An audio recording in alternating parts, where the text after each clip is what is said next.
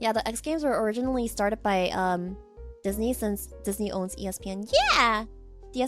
Disney bought ESPN. Okay, yeah, but then neither Disney nor ESPN owns the X Games anymore. But that makes sense. I do remember like Tony Hawk and like all the X Games people being like shilled to no end, like in the Disney. Was it Disney Channel? It was back when Tony Hawk used to be like super popular, and there used to be like a lot of like games and whatnot about him. The world is changing too fast. Are you kidding me? The world is changing too slowly. Like, compare what you had in the 1990s with what you have now. And I can guarantee, and then it's like, if you look 10 years into the future, I feel like there isn't going to be that much of a difference. Like, I feel there was more difference between 1980s and 1990s compared to 2010 and 2020s. No, you guys don't think that? I don't know. I think the changes were like bigger, because I remember back when I was younger, I used to think that we would get flying cars by the year of 2020, 2030, something like that. Like, I literally thought we would have like flying cars and like floating houses, floating capsule houses and stuff. We have flying cars though. Okay, not the type that I imagined. Not the type I imagined. And as for hoverboards, those are also not the type that I imagined.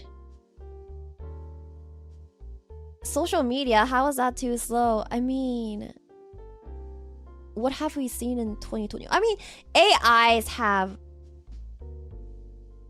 evolved a lot. I will give you that. Airi, your age. Let's ignore my age for now. But yeah, I thought like hoverboards and like flying cars would exist by this year, but it did not. We figured out how to make flying cars more or less in the 50s.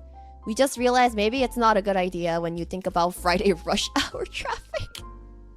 What is this freaking Wall-E? It's freaking Wall-E. Well, at least we have cars that can do like autopilot and stuff now. Imagine trusting people in the air, just like autopilot everything.